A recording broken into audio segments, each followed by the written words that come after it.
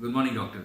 It is something like, I'm in this market for a very long time of, 3 decades, 30 years. A lot of people, old people call me and ask, we have old machine, what we do with that? We didn't sell it or we are keeping it for a long time. Now, my sincere advice is, when you give old machine, it is mandatory to have some kind of records. So if you are giving it to a third party or any people, you do not know what they do with that. They may repair it or they may use it for a PC-PNDT, issues will come. So what my suggestion is, you can give it to the government recognized e-waste people.